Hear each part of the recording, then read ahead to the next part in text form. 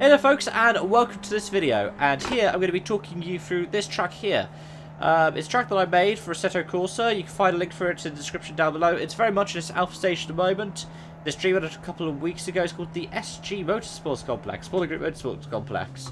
Let's start 150 meters to get ready for the first corner. First and second kind of combined together in a bit of an Indy Barcelona style. Then you've got turn 3. A long sweeping turn which gets open and then it tightens.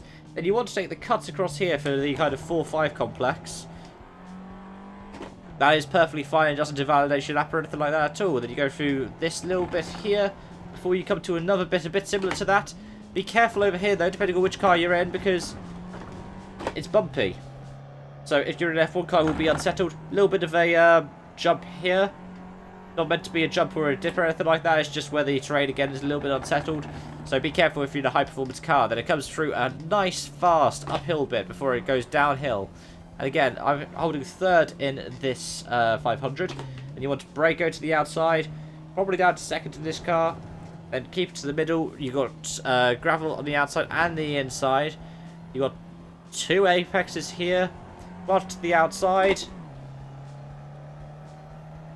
Then around, these are guidances for this next corner. You want to be trail braking around here, third, second. I usually like to keep it out wide and then tuck in.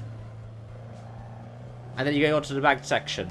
I love this track. It's ironic that I'm in a Fiat and this is still very much the kind of alpha stage of the track, as I will be able to prove to you when we go into the pit lane. But yeah, I had a lot of fun making this track, and I hope people have fun racing it. As of the time of recording, the AI doesn't exactly work properly. Again, that'll be something that I'm putting into like future updates and stuff. But you got a proper pit lane. You need to be careful going into the pit because of all of the jumps and stuff. But yeah, I love this track. I really do. And I hope somebody will get some enjoyment out of it as well. I did a stream in it, which you can check out in the description down below as well. I think I already said that, didn't I? But I had a lot of fun taking a few cars around here, and especially because different cars behave differently with the track, and this was the main kind of concept I had with it. I wanted it so different cars would be fastest in different sections. So, even though, say, the X2010 is still lightning quick since the X2010, there are a few corners which trick it out. And yeah, so here's the pit exit.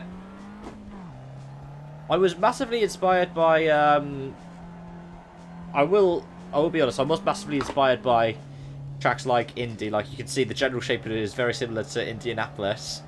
But the previous build I did was very similar to Zandvoort in how it looked. And very similar to Spa-Francorchamps as well. But I also liked this little bit, those kind of bits where you cut across. I was inspired by tracks like Albert Park, where you've got like little cuts that you can do. I thought it would be quite nice to have that for a purpose-built track. But yeah, this bump here really unsettles most cars. And the one the inside of that corner can do as well. So be careful where you're trying to figure out which cuts you can do. You usually have to go very extreme on one, and then not at all on the other.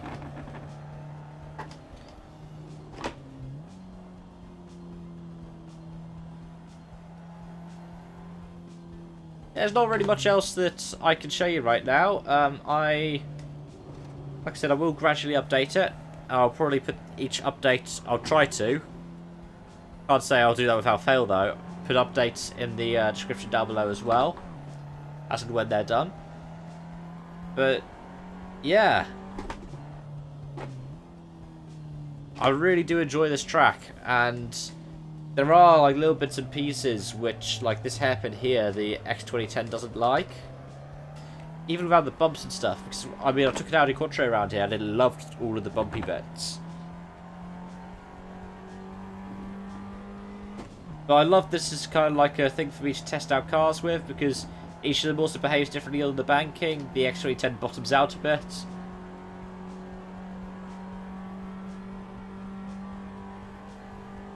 Yeah, thank you so much for watching. Thank you so much for joining me. Whoops.